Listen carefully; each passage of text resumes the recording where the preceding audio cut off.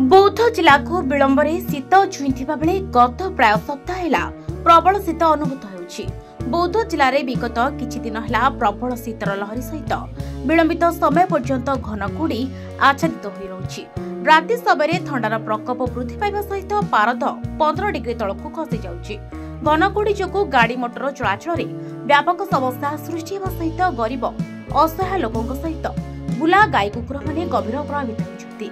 दिन 10टा पर्यंत घनकुड़ी जोगु साधारण जीवन यात्रा व्याहत होगा सहित अनेक स्थान में लोके निया पाखरे उषुम पाई बसी रहुछंती। अनेकटी राति हाड़भंगा शीत जोगु घरे रहिबा मुश्किल हेउथबा बेले सकाळे घर बाहरे घनकुड़ी देखा मिलुछि।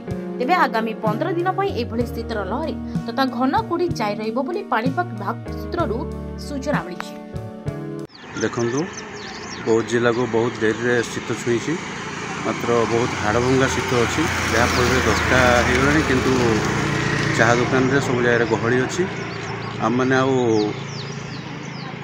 पूरा स्वेटर फ्वेटर पिंधिकी बर्तमान सब यातायात करूँ। कुहुड़ीटा पूरा छुई आखि को आखि देखा जाऊनी आगु गाड़ी आसिले भी जापारनु बहुत कुहुड़ी 10टा होगा हेल्ले भी कुहुड़ीर प्रकोप भांगिनी सूर्य एपर्यंत आसीना। हाँ बहुत निया पाखे रहा गाई फाई सब आसुँच लोक मैंने भी निया पुईकी बर्तमान अच्छा आ शीत तो लगी रही बौद्ध जिले में लेट्रे हेल्ले भी भल शीत हो। तेरे एभली किसी गुरुत्वपूर्ण खबर देखा चाहती आम चैनल को लाइक सब्सक्राइब और शेयर करूँ।